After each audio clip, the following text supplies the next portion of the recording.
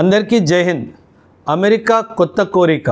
అవును, American president Trump Canada అమెరికాలో 51st state అవ్వాలి అని ఒక స్టేట్మెంట్ ఇచ్చాడు.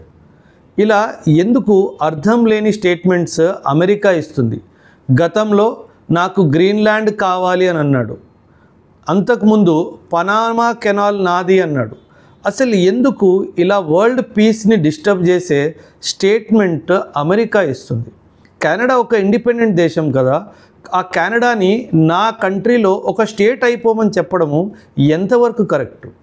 అప్పుడు కూడా గ్రీన్లాండ్ విషయంకి వచ్చేసరికి నాకు నేషనల్ సెక్యూరిటీ కన్సర్న్స్ ఉన్నాయి, నాకు గ్రీన్లాండ్ కావాలి అన్నాడు.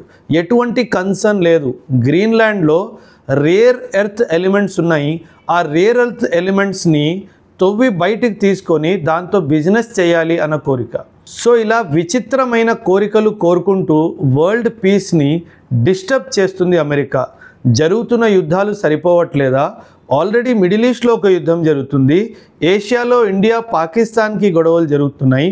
అక్కడ చైనా తైవాన్కి మధ్య జరుగుతుంది. రష్యా యుక్రెయిన్ జరుగుతుంది. ఎందుకు ఇంకొక యుద్ధానికి దారి తీస్తున్నారు? ఆల్రెడీ ఇరాన్తో చాలా గొడవలు నడుస్తున్నాయి. ఇది ఎక్కడ మూడో ప్రపంచ యుద్ధానికి దారి తీస్తుంది అని ఆ భయం కూడా ఉంది. ఈ నేపథ్యంలో ఇలాంటి స్టేట్మెంట్స్ ఇవ్వడము ఎంతవరకు కరెక్ట్? మీ అభిప్రాయం కూడా కమెంట్స్లో ఖచ్చితంగా తెలియచేయండి. Thank you. జై హింద్.